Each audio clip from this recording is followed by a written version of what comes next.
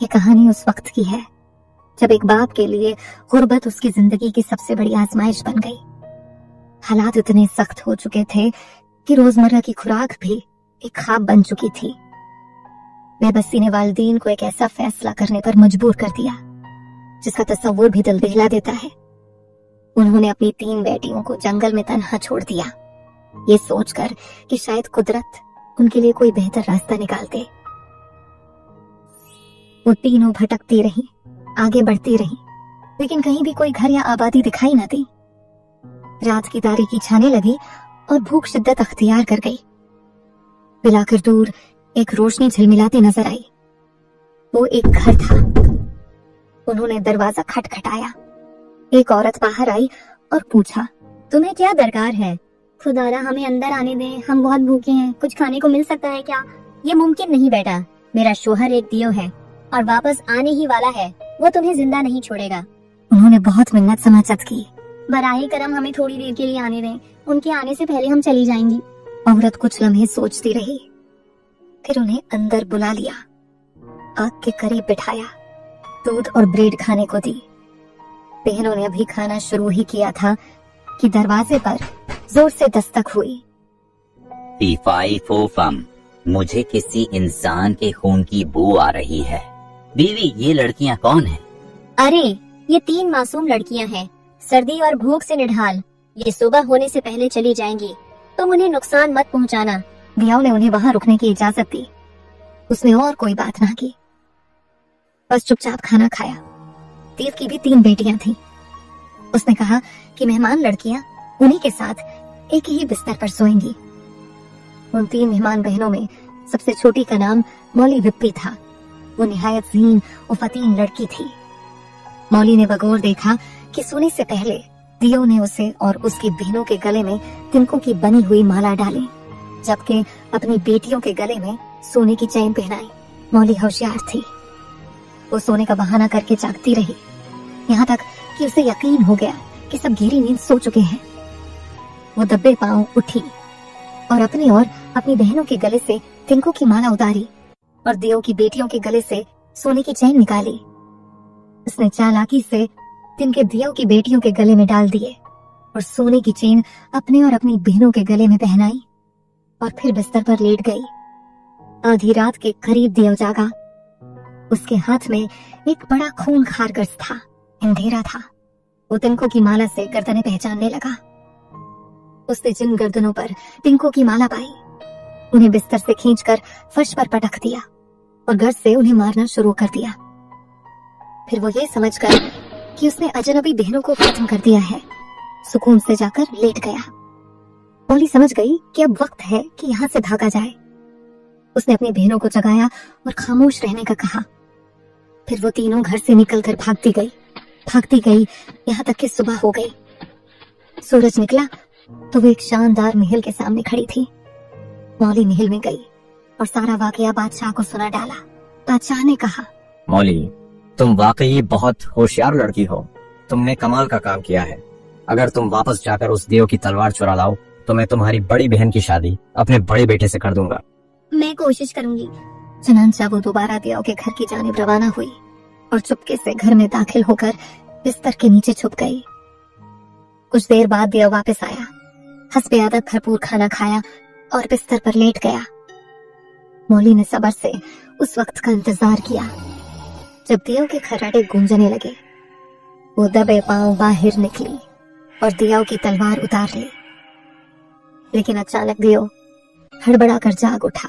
मौली वहां से भागी, तलवार उसके पास थी। दियो भी पीछे लपका। वो दौड़ती गई, वो पीछा करता गया, यहाँ तक कि दोनों एक कमजोर पुल पर पहुंचे। मौली पुल पार कर गई, लेकिन दियो का कदम उस बारीक पुल पर ना टिक सका। वो गुस्से से धाड़ा, मौली विप्पी, तुम पर लानत हो। अब दोबारा कभी यहाँ वापस न आना। मौली ने पलट कर कहा, मुझे अब भी 2 बार और आना है जालिम दियो। फिर वो तलवार लेकर बादशाह के पास पहुंची। बादशाह ने वादे के मुताबिक उसकी बड़ी बहन की शादी अपने बड़े बेटे से कर दी। फिर बादशाह ने कहा, तुमने एक बार फिर बड़ी महारत से काम लिया मौली, लेकिन अगर तुम एक कदम और आगे बढ़ो और वो थैली लाओ जो दीव के तकिए के नीचे रखी होती है, तो मैं तुम्हारी दूसरी बहन की शादी अपने दूसरे बेटे से कर दूंगा। मैं ये करने की कोशिश करूंगी। वो तीसरी बार दियो के घर गई, चुपके से अंदर घुसी और हसबे मामूल बिस्तर के नीचे छुप गई। दिया आया, खाना खाया और सो गया। जब खर्राटे शुरू हुए तो मौली दब्बे पांव बाहर निकली, अपना हाथ तकिए के नीचे सिरकाया और वो थैली निकाल ली। लेकिन जैसे ही वो बाहर निकलने लगी, दियो की आंख खुल गई और वो मौली के पीछे भागा। वो दौड़ती गई, दियो पीछे दीवाना वार दौड़ता रहा, यहाँ तक कि फिर वही पुल सामने आ गया। मौली उसे पार कर गई, लेकिन दियो वहीं रुक गया और चीख कर बोला, मौली विप्पी, अब की बार तुम वापस आई तो जान से जाओगी। मौली ने पलटकर हंसते हुए कहा, अभी तो मुझे एक बार और आना है। फिर वो थैली लेकर बादशाह के पास पहुंची और उसकी दूसरी बहन की शादी बादशाह के दूसरे बेटे से कर दी गई। मौली, तुम वाकई एक चालाक लड़की हो, लेकिन अगर तुम उससे भी ज्यादा हुनर दिखाओ और दियो की उंगली में पहनी हुई अंगूठी ले आओ, तो मैं अपने सबसे छोटे बेटे से तुम्हारी शादी करूंगा। मैं कोशिश जरूर करूंगी। चुनांचे वो एक बार फिर दियो के घर गई और बिस्तर के नीचे छुप गई। दियो वापस आया, हस्बे आदत एक भरपूर खाना खाया और बिस्तर पर आकर जोर जोर से खर्राटे लेने लगा। मौली आहिस्ता से बाहर निकली, दियो के ऊपर से हाथ बढ़ाकर उसकी उंगली थामी और अंगूठी खींचने लगी, यहाँ तक कि अंगूठी उतर आई। लेकिन जैसे ही अंगूठी निकली, दियो हड़बड़ाकर जाग उठा। अब की बार मैंने तुम्हें पकड़ ही लिया मौली विप्पी। अब बताओ, अगर तुम मेरी जगह होते तो मेरे साथ क्या सुलूक करते? मौली ने पूरे एतमाद से जवाब दिया, मैं तुम्हें एक बोरी में बंद करती, इसके अंदर बिल्ली को भी डालती और कुत्ते को तुम्हारे बराबर में बिठाती, सुई धागा और कैंची भी अंदर रख देती, फिर जंगल जाती और वहाँ से सबसे मोटी लकड़ी चुनती और वापस आकर तुम्हें इतना मारती कि तुम्हारी जान ही निकल जाती। तो बस यही कुछ मैं तुम्हारे साथ करूंगा। फिर उसने एक बोरी ली, मौली को बिल्ली और कुत्ते समेत उसमें डाला, सुई धागा और कैंची रखी और खुद जंगल की तरफ निकल गया ताकि सबसे मोटी लकड़ी तलाश करे। मौली ने बोरी के अंदर से बुलंद आवाज में कहना शुरू किया, आओ, काश तुम वो देख सकती जो मैं देख रही हूँ। देव की बीवी ने बड़ी आजिज़ी से इल्तिजा की, बराहे करम मुझे भी उस बोरी में आने दो मौली, मैं भी देखना चाहती हूँ। मौली ने कैंची से बोरी काटी, सुई और धागा साथ लिया और दियाओ की बीवी को बोरी में बंद कर दिया। फिर बोरी का सुराख दोबारा से दिया। दियाओ की बीवी बोरी में आ तो गई थी, लेकिन उसे अंदर कुछ नजर न आया और अब उसे बाहर निकलने की फिक्र हुई। मौली, मुझे बाहर निकालो। मगर मौली ने कोई परवाह न की और दरवाजे के पीछे जाकर छुप गई। कुछ देर बाद दियाओ घर लौटा, एक बहुत बड़े दरख्त का तना हाथ में लिए हुए और बोरी को और पूरी कुव्वत से पीटना शुरू कर दिया। बोरी से बीवी की आवाज आई, मैं हूँ, मुझे मत मारो। लेकिन बिल्ली के चीखने और कुत्ते के भौंकने की आवाजों में दियो अपनी बीवी की आवाज सुन न सका और पीटता रहा बेरहमी से। अचानक मौली दरवाजे से निकलकर भागी। दियो ने उसे देखा और दीवाना वार उसके पीछे दौड़ा। वो भागी, वो दौड़ा, यहाँ तक कि वो फिर पहुंचे उस पुल तक।